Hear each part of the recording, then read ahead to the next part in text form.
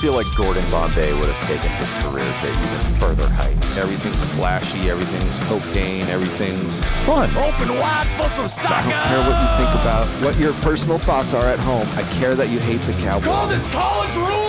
Welcome back, everybody, to the Sports Experience Podcast. Dom and Chris here, and before we get into our episode today, just go check us out on social media. It'll be listed there in the video. Check out the Sports Experience on all streaming platforms, and we are recording down here at Engel Studio in Tucson, Arizona, for all your audio needs here in town. It's a great facility. And Chris, we have an excellent event coming up for this podcast. February 12th, Sunday, for the big game in football. You know what I'm talking about, the big game. We'll be doing a live podcast there while watching said game and having some guests and a pretty darn good time. Yeah, that's at the screening room downtown. That's at the screening room. If you're in Tucson, come check that out. This is a block of episodes leading up to the Super Bowl. So... You know, if you want to come in and you're in Tucson, it's going to be a great night. If you don't, watch it when we podcast it. Yeah, watch it when we podcast it. And it should be just lots of fun. That's the only way I can describe it. It's just going to be just one big party for the big game. But we're in the middle of this block of episodes talking about some of the most exciting, outrageous, and crazy NFL postseason games for each postseason round. Yep. And we're wrapping up our divisional round today with one of the greatest postseason games ever played between two teams who, over the last 50 years, don't make a lot of postseasons. We got the 86 Browns versus Jets in the Marathon by the Lake. The Marathon by the Lake. This is called the endurance game. This is the God damn, I just want to go home. Yeah. A lot of people, it is so cold. Damn you, Lake Erie. Why? Yes. Featuring the 86 Jets and 86 Browns. Two teams not known for their postseason success, as I said Very before. True. But the 86 Jets were a very interesting story. Talk about them a little bit. They had an incredible start to this regular season, and a lot of people thought that 1986 could be an all-New York Super Bowl featuring the Jets and Giants. Yep. One team made it. You'll find out at the end of the episode who didn't. After the Jets started like gangbusters, after a Week 2 loss, 20-6 to New England, who are the defending AFC champions, they won 9 in a row. Yep. The Jets, it's even crazy to read or say, the Jets were 10-1 at one point in the 1986 regular season. One of the games was an impressive 51-45 overtime win where quarterback Ken O'Brien outdueled Dan Marino, two members of that 83 quarterback class. But as the season progressed, the Jets were just a walking mash unit. They were losing not only players, but their best players. I saw this where they had injury problems, and you see at the end of the season where like almost the team in week 3, 4, 5, 6 isn't the same team in week 12, 13, 14. You know what I mean? Not the same because of lack of effort. No. Not the same because there's different guys there. Yeah, literally. And guys that aren't good. And I'll get into as we kind of discuss the breakdown of their team. As the season progressed, they lost their last 5 games. Yep. And they lost them in pretty devastating fashion. Like it was almost like there's two different teams. Yeah, they lost week 12, 45-3 to Miami. Week 13 to the Rams, 17-3. Week 14, 24-10 to the 49ers. Week 15, they lost 45-21 against Pittsburgh. And in week 16, they lost 52-21 to Cincinnati. Yep. But because of their 10 wins, they snag a wild card spot. And in these days, they were very lucky to snag it because there's only 5 teams get into the playoffs. So on offense, they're led by Ken O'Brien. He had kind of an up and down year due to injuries, almost 3,700 passing yards and 25 touchdowns. Ground attack, Pro Bowler Freeman McNeil had 856 rushing yards and 5 touchdowns. And 49 catches and a touchdown for 410 yards. And then their other back, Johnny Hector, they had kind of alternated him. 605 yards and 8 touchdowns. And their wide receivers are really good on this team, though. Al Toon, if it wasn't for injuries later in his career, would have been he was drafted ahead of Jerry Rice. Yep. Actually, I mean, and he was a really, really good player. 85 catches, almost 1,200 yards and 8 touchdowns. And Wesley Walker, Texas Ranger, I wrote that in my notes. That's I wrote great. Texas Ranger because, come on. Come we on. we call him TR for short. That's all. And I sat there in my pee pants. No, he was their deep guy. 49 grabs, 1,016 yards, and 12 touch. He had 20.3 yards per catch. And they had a Pro Bowl tight end in Mickey Schuler who had 675 yards and 4 touchdowns. So they had this is what going into this postseason where they had a good team, no consistency because of injury. So you almost didn't know. They were a mystery. They were a mystery. Yeah. That was the big thing because, like They're we were saying, light airhead. They're the mystery flavor. literally, because that having 10-1 and then turning that around and being 10-6, you're kind of like, oh, I have no idea what this team is. Their head coach is Joe Walton, and their offensive coordinator is Rich Kotite, the man that led the Jets to 2 wins in 2 seasons, or 4 wins in 2 seasons. Yeah, two win seasons. Oh God. Defense, which was a strength throughout this era of football for the Jets. The New York Sack Exchange up front featured Joe Klecko and Marty Lyons. And the unfortunate part is Klecko was their best defensive lineman, and he was out for the year due to an injury. Also, Mark Gastineau, who had the NFL record for sacks in a season with 22, he had an abdominal injury that he was just playing through and only limited to passing downs. So they had decent linebacker play, guys like Bob Crable and Kyle Clifton, but not very good against the pass. This was a very stout defense as far as stopping the run. Yeah, they were built to stop the run, and defensive coach Bud Carson, who would later go on to coach the Browns in the late 80s. He was, I think, the Steelers' defensive line coach for those Steel Curtain teams. The injuries limited the defense to 22nd in points allowed, and they were last against the pass yards allowed and touchdowns. So that was obviously their vulnerability. Yeah. Oh, completely. They do because they end up making the playoffs. They get the wild card game at home in the Meadowlands against the 10-6 Chiefs. And John Makovic, he's the guy that napalmed U of A's football program, for those of you outside of Tucson. Yep. By this point, the Jets have decided to not start O'Brien anymore, though. They start using veteran Pat Ryan, and they like his mobility more than O'Brien, who's dealing with injuries, although he's a superior quarterback.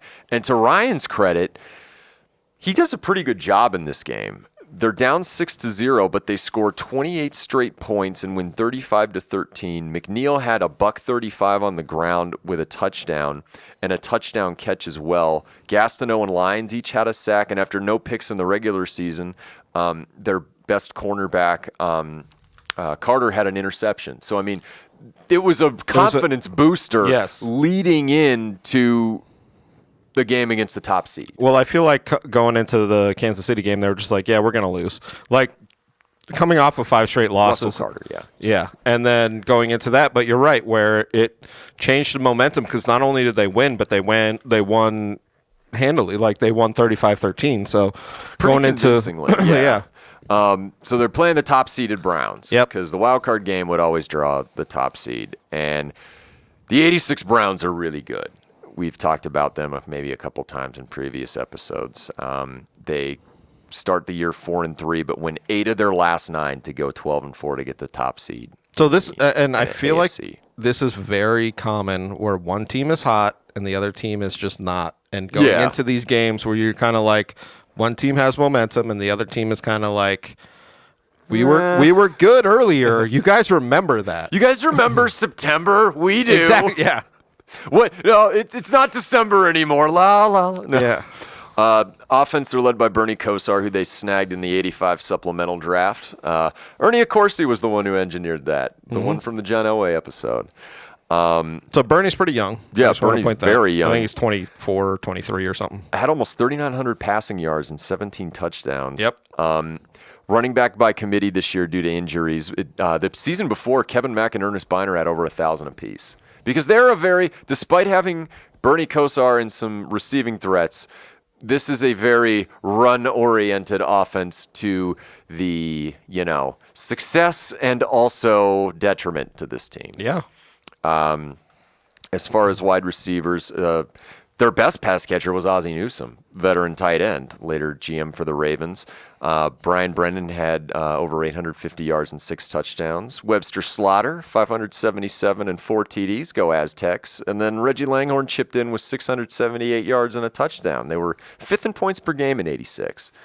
Defense, they were also stout, 11th in points per game. Veterans up front, Carl Hairston had 9 sacks, and Reggie Camp had 7. And Bob Golick, in his pre-Saved by the Bell career, made the Pro Bowl that year for Cleveland. Interesting. Mm-hmm. Yeah, I love them. College years, checking it out. College years, that's right. Take that, Zach Morris. He was Screech's best friend. He was Screech's best friend. Clay Matthews is outside linebacker, had 89 tackles. There's too many Matthewses in the NFL. But Mathai. That's a good one. Their strength of this defense, though, despite the front seven being really good, though, was their secondary. Yeah. They had 2 all-pro cornerbacks in Hanford Dixon and Frank Minifield, who really did an excellent job through the decade of the 80s for that franchise. So they had shut down guys on both edges. In complete contrast to what the Jets were bringing to the table, they actually could shut down the pass. I did want to bring one thing up, though, and it plays a big role in this game. As we did in our last episode, the Browns have a new kicker. Oh, yeah. Veteran Matt Barr, he kicked in the NFL forever, had a broken leg, I believe, and they bring in Mark Mosley, former NFL MVP Mark Mosley, who is the last, I think, of the straight-on kickers in the NFL. Which, when you see it, it is very... It's just so unnatural to see now. Yeah, it's confusing. What I mean? It's confusing because I remember seeing that and I was like, "Oh, he's a straight-on kicker." Like it's just weird. It's like a kickball almost. Seriously, it reminds me of Homer kicking it. Yeah. Do you know what I mean? Where just like the look of it is almost very like, "Oh, I guess I could do that." Straight line. Yeah. Like, you're just like holding your arms out. Yes, too. exactly. It's silly. What are you doing? It's silly. Successful, though. He made 6 of his 7 field goals in the last 4 games, 13 of 14 on extra points. And you're thinking Cleveland, bad field, kickers, Red Right 88, which took place 6 years prior, the last time the Browns, I believe, won the AFC Central. So 86 Browns, Jets, they don't call it the Marathon by the Lake for no reason. That's very true. January 3rd, 1987. Basically, they're playing Burn On Big River, Randy Newman style.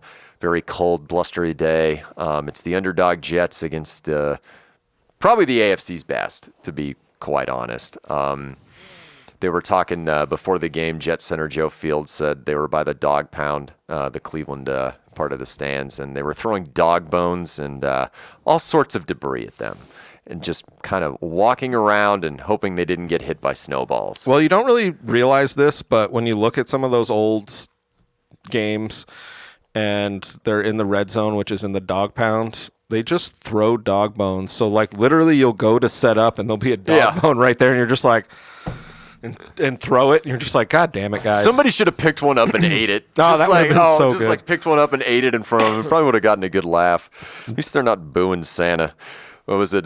Before the game, Jets play-by-play guy, Charlie Steiner. You guys probably remember him from ESPN in the 90s. The Francis Scott off-key and then the Y2K. Follow me to freedom! Follow me to freedom! Or Evander Holyfield. Get your whooping, Charlie! Get your whooping! He said the Jets' offense was deader than Julius Caesar and said one of the Jets' assistants came from the booth next door and shoved him in the back. That's awesome. Which is just like, oh, I miss the 1980s. Well, going into this game, I thought one of the funniest, like in the pre-games, if you watch it, one of the announcers just goes, this could be a shootout with this team or with this game. And you watch this game and you're like, wait, was he joking? He was maybe being facetious. I know. Yeah. Because in the moment, you're like, oh, all right. And then you watch it, you're like, oh, I don't think he was being serious. No, I think he was just making fun of some people. Yes. On these 2 offenses that just weren't clicking. Yeah, no. So the first quarter starts.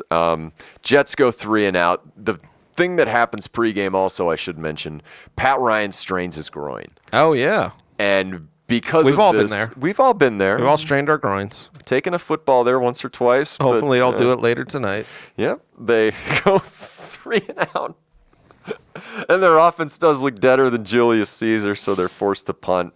I mean, like I said, their defense is completely hamstrung without Klecko and then a limited Gastineau, which is not good. The Browns end up moving the ball, but their next drive stalls. Russell Carter makes a huge tackle to keep the Browns in field goal range. Unfortunately, Mosley comes in, and in these crappy conditions. Yeah, it's really bad conditions. And I mean, kicking on that grass, which was just glorified painted dirt, it's like iced over. Yeah, like he misses the field goal, and the Browns come up with nothing despite a decent drive. 6:02 left in the first quarter.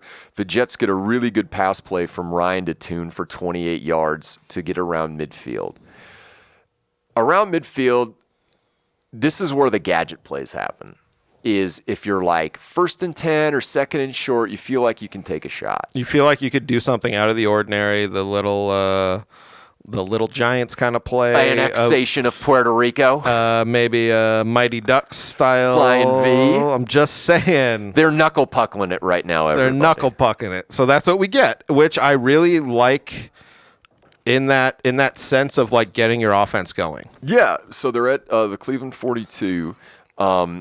Ryan pitches the ball to Freeman McNeil, who runs what appears to be a sweep. Yep.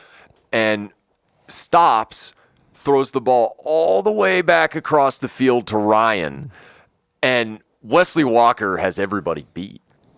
Well, the protection pretty much is done at that point because they're like, oh, it's a sweep. Let's move to this. And you're just like, oh, they threw it back. They're pulling our groin. Yeah, right? You're pulling my leg. You're pulling my groin. You're pulling everything out. You're pulling everything. Ryan underthrows the ball, so it's a more contested catch than it should have been. But Walker catches it in the end zone for a 42-yard touchdown. And, I mean, it's amazing. I feel like if you're at this game, you're just like, so that's the game it's going to be. Like it's just like a weird first run from the Browns, and then the Jets are like, we're going to get wild with it. Yeah, like, all right. Get weird with it. It's a little bit of shake, a little bit of bake. That's right. That just happened, Cleveland. So they go up 7-0. Joe Fields had even said, like, crowd defeated at that point. I mean, that was a huge wind out of their sails. It's fucking cold. Yeah. You're in Cleveland, not with Drew Carey. It can't be good. Or Willie Mays Hayes. Cleveland gets the ball on the kickoff, but the Jets stop Gerald McNeil inside the 10. So they got to go 98 yards, basically, to score a touchdown. And you're thinking, man, if ever the Jets get a stop here, they could really open this game up. But as I said before, New York's linebackers weren't really adept at covering tight ends and running backs. Yep. And Bernie Kosar, despite his limitations as far as quickness, had a good arm and was very accurate. And good decision making. Yeah. I feel like very smart quarterback. You could see that the tight end was going to be open, like that kind of stuff where you know the weakness of this defense, and he just kind of opened that up. Yeah, so he starts hitting Newsome. He starts hitting Herman Fontenot up and down the field. The Browns don't even have an answer for this. They don't. That's what I mean. The Jets don't have an answer. Yeah, the Jets, where you're watching this and it's almost like they're giving it to them. You know what I mean? Where you watch plays and you're like, oh, yeah, they don't have a stop. So they march down the field. They march down the field, and then on a play action from Kosar, faking it to Mack, hits Fontenot wide open. Marty Lyons, the Jets defensive lineman, said if they got one step on our linebackers on that or on that grass, it was over. And they end up tying it with 1:44 to go in the first quarter. Moving on to the second, it's just now they're just trading punts, so it's not a shootout until Cleveland took over with 8:50 left. In the half, and he was just checking it down to Newsome, checking it down to his running backs. Big 25-yard pass to Mack gets him down the field. The Jets' corners, though, were holding their own against Cleveland's receivers in this game, I have to say. Kosar was only 3 for 11 for 30 yards on passes to his wide receivers in this game. They literally were like saying like, you can beat us, but it has to be to Fontenot. You know what I mean? Like that's kind of like the vibe that I feel like the Jets defense had, where they were like, no, we know we're bad at this, but we're gonna Keep checking it down. We'll hope for a turnover, hope for some pressure, something like that. Mosley comes in and makes a 38-yard field goal after the drive stalls. So it's 10-7 with 5+ minutes left in the first half. The Browns' pass rush was just now starting to get to Ryan late in the half, and he's kind of hobbled. He takes a shot, and Ken O'Brien has to come in off the bench, which is not that bad considering you're bringing in a guy who threw for, 3,800 yards? Who was your start. Yeah, so it's not a crazy thing where you're dropping your number one. It's almost like you're, 1A and 1B, and he might be ready at this point. That's the thing that you kind of look at. Oh, yeah. So he starts engineering a great drive. There was a nice catch and run by McNeil and also Schuler on this particular one. And it sets up a 4th and 4 with 20 seconds left. And O'Brien scrambles down to the Browns 28 for 16 yards from their own 44 to get them in that position. Mm-hmm. So Pat Leahy field goal ends up tying the game as time expires, and it's 10-10 at halftime. That's pretty awesome for New York to escape that. What could have been a disastrous first half, you have a missed field goal. They leave more points on the board by having to settle for a field goal. I mean, it could be 21-10 easily right now. Yeah, exactly. Moving into the third quarter of this game, this is when Cleveland, we talked about it in our previous episode, Marty Ball.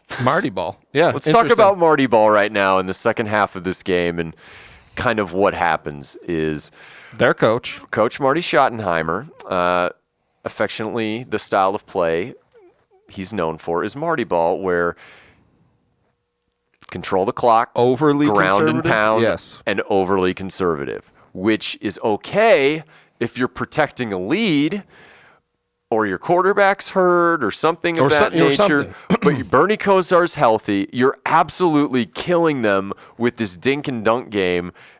And you want to try running, which hasn't been successful at all. Yeah. Neither team is really getting much footing as far as running the ball. Bernie Kosar has talked about it. He was just like, I was always respectful, but sometimes I had to call my own plays.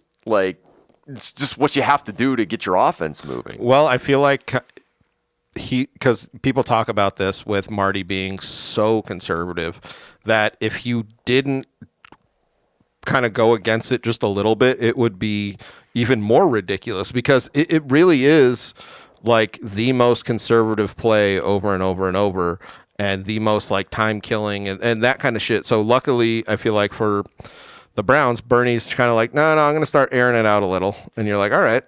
Yeah, and they air it out 20 times in this quarter. Unfortunately, it doesn't help them at all. Well, they don't. Mosley misses another field goal. He has deep throws that end up, getting dropped by people. I was going to say they have a couple opportunities, and this is why I feel like the Jets are actually really lucky to be in this game constantly, because Browns had multiple times to pull out a huge lead. Mm-hmm. Yeah, multiple times they could have got to him. Multiple field goals missed, multiple long passes dropped, like you said. Yeah. So what ends up happening, O'Brien gets hot around the third quarter. They end up driving it down the field, and he just barely misses Altoon on a bomb. Just barely misses him, which sucks because that could have broken the game wide open. He's made some really, really difficult passes and catches, but he just missed him in that particular instance. And he beat Hanford-Dixon deep, which is pretty nuts, and from a clean pocket. As we move into the fourth quarter, Cleveland's defensive line is really starting to get to O'Brien, though. They're really starting to get to O'Brien, and then there's a big Browns drive, too, that follows it. Well, you see that because the Browns are kind of giving this game away, but you see in the fourth quarter that they almost kind of take control, where the Jets can't really get anything going offensive, and we see Bernie kind of start to put shit together. Yeah, no, definitely. The huge plays to Newsome, Brian Brennan, and Webster Slaughter, and then a big pass interference on Russell Carter. It was a bad call in the end zone. And the pass interference one. Yeah. And the Browns decide on the first 2 plays to run it twice and pass it because that was what they were basically known for. Yep. Kosar just gets smoked. He gets smoked, but Carter peels off his guy and intercepts it in the end zone. Oh, yeah. So they end up getting the ball back as far as a touchback now in the fourth quarter because the Jets are winning now after a Leahy field goal earlier, are winning 13 to 10. 13 to 10. They have the ball. This is where it flips. Yes, this is where it flips a lot. Mm-hmm. What ends up happening is the Jets drive that ball down the field, and Freeman McNeil takes it and scores a touchdown, a rushing touchdown. Yep. 20 to 10 with just over 4 minutes remaining. And you're thinking, my God, after getting a pick, they score that touchdown. In the end zone. Well, the pick in the end zone, then they get the Browns get the ball back again, and Kosar throws another pick. Yep. And then McNeil scores a touchdown. Even Steiner said, "Oh my God, we're going to Denver." Well, this is the thing that I thought was so interesting because, like I said earlier, that when I first watched the game and the announcer was like, "This is going to be a shootout," and then I actually watched the game, I was like, "Oh, he was kidding." That same announcer was like, "The Jets are going. They're going to go." And then he talks about it, and he was just like, "Yeah, they didn't score 10 points more than 10 for literally 60 minutes. I didn't think they were going to score 10 points in 4 minutes, and then they proceed to brown it up." I mean, I thought it was pretty good, you know? Yeah, I mean, between the Leahy field goal with 10:57 left in the third quarter and then this. And then this. Which is the capper with 4 minutes to go. There's no 2-point conversions. The NFL has played way different. Those were leads you just did not lose. No. 2-possession games. They really weren't. Because I feel like looking back, you're like, the hell is this announcer talking about? In the era of it, there wasn't like... I mean, if this was Billy Madison, he would have been, "You blew it!" Yeah, seriously, though. So they're up 20 to 10. The Jets start at their own, or the Browns start at their own 21. And on the first play, they get a sack. Mm-hmm. And Mark Gastineau is going nuts and giving it to the Cleveland fans. He's really giving it to them. I mean, just absolutely really whipping them up into a frenzy. Paul Farron, their left tackle, almost apparently killed Brian Brennan in the huddle after telling Gastineau, "Nice job," which is hilarious. So there's a penalty flag on the next play on Farron for a face mask, but defensive holding was called on Marty Lyons, so they have to do it over again. And then on 2nd and 24, they sent Gastineau. He pass rushed on every play. I was going to say, yes. For. It's 2nd and 24 with just over 4 minutes to go. It's one of the most all-time bonehead plays in postseason history, Chris. All-time. So, and this is still one of my favorite things from a defensive line. Gastineau hits Kosar late. Like, late is kind of like... It's late for the 80s. And his response was... I didn't think the hit was that egregious. I don't know. I mean, like, I guess and another one of his teammates hits him at the same time. It's crazy. I mean, he literally passes, puts his hand down in his pocket, pulls out a cigarette and lights it, and then they hit him. That's how, like, literally late after the play. He offered Gastineau a cigarette before he hit him. No, I mean, we're obviously joking, but it was bad. It was. It was obviously late, and like you said, it was obviously late for the 80s, and that's saying something. Yeah, like we talk about 90s concussions. This is an 80s roughing the passer right here, and it's sad for the Jets because what does that even accomplish? I know. Why? They have 3 plays to get 24 yards. Just let it happen. Let it play out. Your defense has momentum. Russell Carter had a great pick to stop a touchdown. Well, we have these plays in these games that literally switch everything, where you're like, you can almost see it where like everything kind of goes a different way, because I feel like the Browns at 2nd and 24 were like, we're fucked. Yeah. And then this happens, they're like, okay, we could do this. It literally flips all of the momentum on a play that never should have happened. What was it? Brian Brennan said, "Got to give it up to Mark Gastineau, the 12th man of the Cleveland Browns." So good. Russell Carter had the best description of that play. He said after the play, "You ass." Yep. Because it was a bad defensive It's play. fucking asinine. Like, it made no sense. Yep.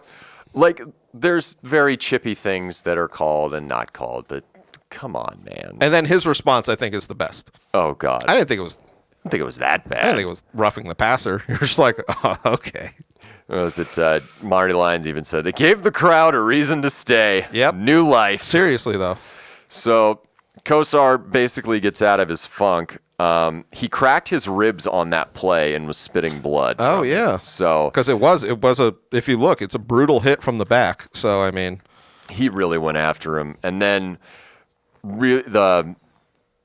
all I can say is the wheels fall off for the Jets as far as the regulation part of this game. Langhorne got a big first down. Brennan then also had a big catch, and then another one down to the 3. And then with 2:15 left, Kevin Mack just walked into the end zone. So it's 20-17, and granted, 2:15 left, you got to get a 3 and out or you lose. Yes. But you're still in the game. 1:57 left. Eventually, when they take over, they get to the 45 of Cleveland because of an onside kick by the Browns. And you're thinking, man, if you make a first down, either you get a field goal. I mean, like, this is all. Like, honestly, I'm not sure why they didn't even run it on this drive, all 3 plays either. Yep. Because McNeil had been poked in the eye earlier in the game. And then he goes out of there and puts Tony Page in. And with 3rd and 10, Browns don't have any timeouts.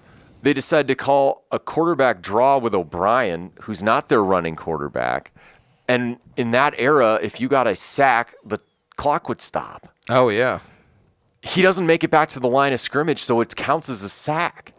So Cleveland, given even more life, ends up getting the ball back with 2 minutes left. Like, that was just, oh, my God. It's a quick 3 and out. This is the thing where you're right in that they didn't run it, and they almost were like sure that they were going to get a first down. Do you know what I mean? Where they were just like, no, one of these passes is going to happen. And that sack, you're just like, oh, this, as a Browns fan, you're just like, okay, this could happen. No, but it didn't happen because here we go again. 53 seconds left. The Browns end up starting their drive. A pass interference gets him to the 42 yards on Brian Brennan. Like, to his credit, drew the flag, and he said was the best play of his career. Yeah. Best acting job. I thought that was good because Yeah, Kosar knew that exactly what was going to happen. Every time they played man, he'd throw it down, throw it deep to Slaughter, or Slaughter would always be open against man coverage. He had a great catch down to the 5-yard line. Russell Carter had his hand on the ball too, as Slaughter ends up catching it, kind of not necessarily off a rebound, but just kind of almost taking it away. Taking it. But they're celebrating so much after the play that time is ticking off the clock.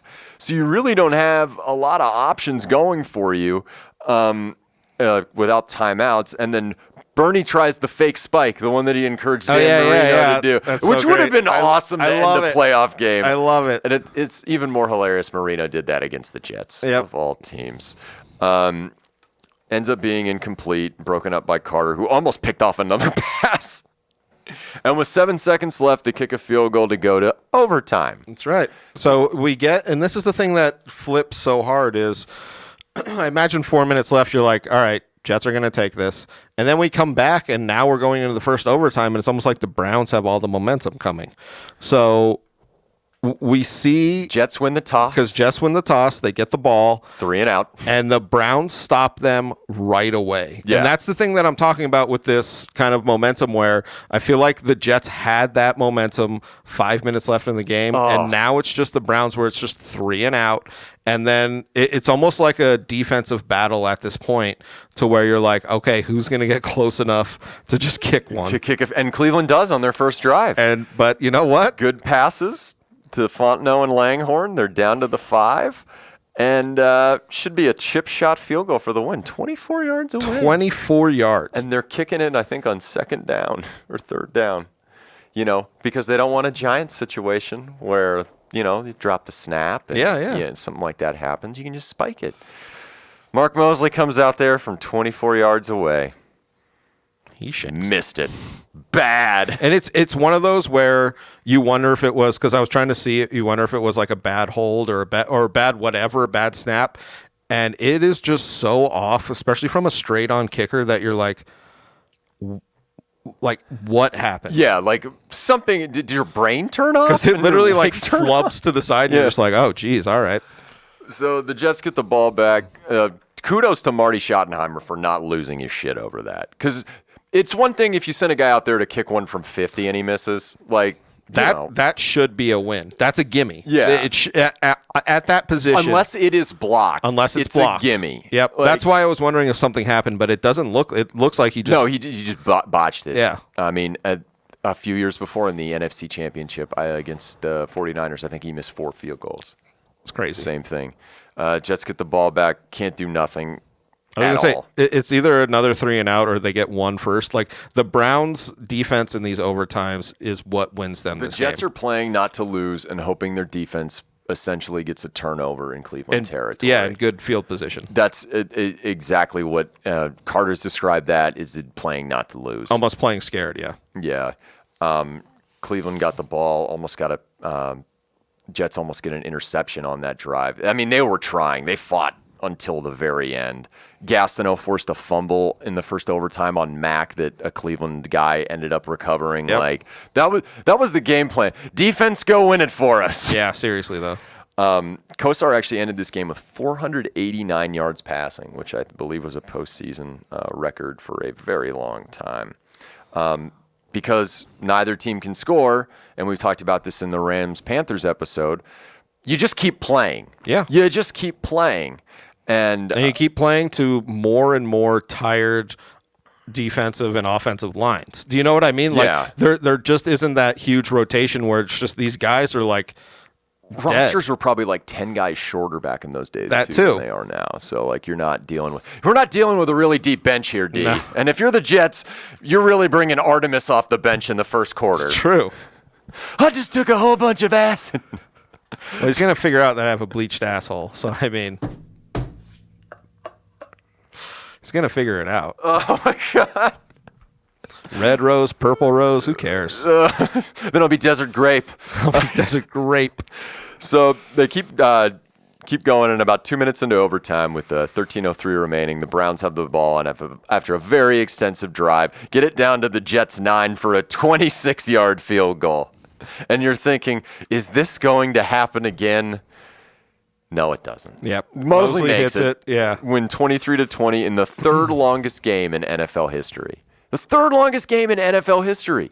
I do feel like this game felt longer than it was because of the type of game it was. Yeah. Where you're just like, this was just a slobber knocker in the cold, and neither team could just like pull out anything like really good. No, you're playing not to lose, both teams essentially, because getting too conservative on both sides of the ball, no one's going to stick that dagger in anyone. And think, Mark Gastineau, why did you do it, man? No, I why? know. I mean, and what you see after this, because the Jets have kind of an aging team, they just end up hitting the shits. Mm-hmm.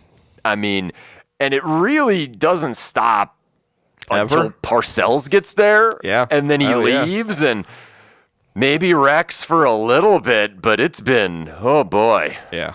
Not good. Cleveland parlayed this win, though, into a conference championship appearance the next week. Fortunately for them, after playing the third longest game ever, having to play again, and they were winning the damn game the next week. Yep. But if you look at the game, it almost is like they just like lose all their, just like everything in the third. And yeah. I mean, they came off, like you were saying, one of the longest games, third longest in playoffs. So you can just see their energy just kind of dies. It's some serious Cheryl Miller energy. Son of a bitch. That's what it is. But Jets Browns marathon by the lake, 23-20 in double overtime. Thank you, everybody.